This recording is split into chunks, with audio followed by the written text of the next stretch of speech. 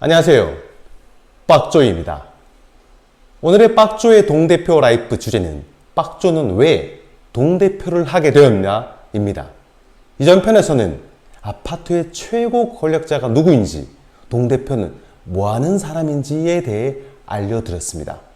오늘은 왜 제가 이 험한 길을 걷게 되었는지 그걸 알려드리고자 합니다. 제가 원래부터 이 아파트에 살았던 것은 아닙니다. 이 근처 다른 아파트에서 신혼집 전세를 살았습니다. 그 아파트에 살면서 와이프가 현우를 임신하고 그리고 그 아파트에서 출산도 하게 되었습니다. 그런데 그 아파트가 지하철역 바로 앞에 있긴 했으나 아파트 앞에 병원이 없었습니다. 그리고 유모차를 끌기에는 너무 경사가 심한 아파트였습니다. 그래서 현우가 한 100일쯤 되었을 때 이사 가고 싶다고 하더라고요.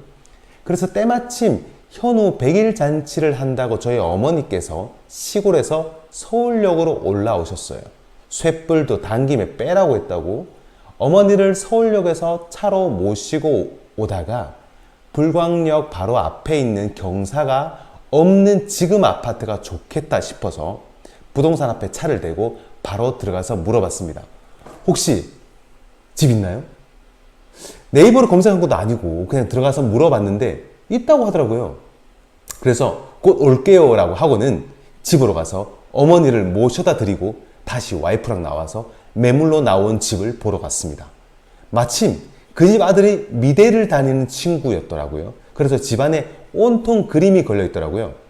근데 그 모습이 마음에 들었나 봅니다. 한 달 넘게 안 팔리고 있던 그 집에다가 바로 계약금을 쐈습니다. 그렇게 산 집이 지금 살고 있는 집입니다.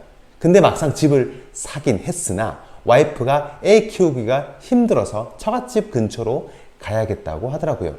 그래서 집은 전세로 주고 2년간 인덕원에서 살다가 2020년 4월에나 돼서야 다시 지금 집으로 이사를 했습니다. 근데 2013년에 입주한 아파트였는데 채 10년도 안 된 아파트가 너무 하자가 많은 겁니다. 하자 소송을 하고 있다고는 하지만 놀이터 바닥에 다 일어나서 애들이 놀다가 걸려 넘어질 정도였습니다. 그런데 왜 이걸 공사하지 않느냐고 물어보니 입주자 대표회의에서 업체 선정을 안 해서 그렇다고 하는 겁니다. 그리고 애 데리고 유모차를 타고 돌아다니는데 엘리베이터를 운행 안 하는 곳이 있더라고요. 그걸 타야 애 유모차를 타고 아래로 내려가는데 애를 와이프가 안고 유모차는 제가 들고 계단으로 가야 했습니다. 그것도 입대위가 전기세를 아낀다고 엘리베이터 운행을 중단했다고 하는 겁니다. 슬슬 화가 나기 시작한 겁니다.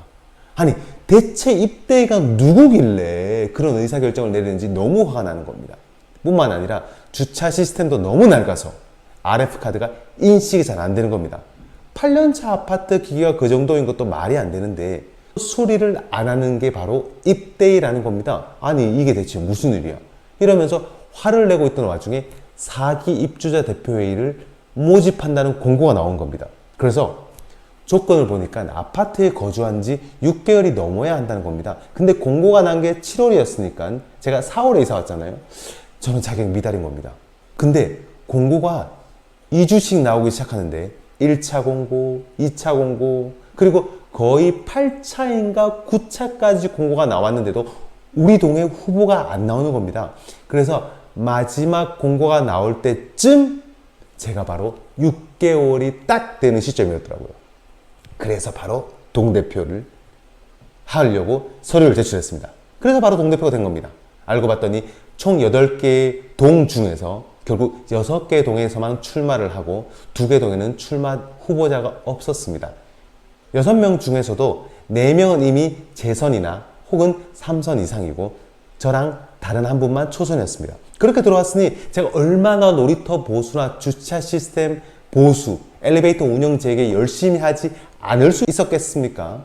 물론 이것 말고도 아파트에서 비용을 절감한다가 주차장에 팬을 가동 중단을 한다던가 상가 쪽 엘리베이터를 그냥 무작정 중단시킨 것도 있었고 심지어는 돈 든다고 애들 이용하는 독서실도 중단했더라고요. 그래서 제가 와서 다시 독서실도 운영 재개하고 주차장 팬이나 엘리베이터를 재운영하는 데는 큰 비용이 들어서 견적을 받아서 올해는 다시 재운영할 계획도 가지고 있습니다. 이 공동주택이라는 게 결국은 공동의 이익을 위해 운영을 해야 하는데 실제로 그렇지 않더라고요. 자녀가 없으니 놀이터 보수를 꼭 해야 하느냐라고 말하는 분도 있고 어린이집을 반대한 동대표도 있더라고요. 입주민 한 분 한 분은 그럴 수 있다고 봅니다. 하지만 동대표는 입주민의 전체의 의견을 대표해야 하는데 본인 생각만 하면서 아파트를 망가뜨리는 분도 계시더라고요. 어쨌건 그렇게 2년을 동대표를 하고 다시 재선을 해서 지금은 회장을 하고 있습니다. 다음번에 왜 제가 재선에 나와야 했는지, 왜 회장을 해야만 했는지에 대해서도 말씀드리겠습니다.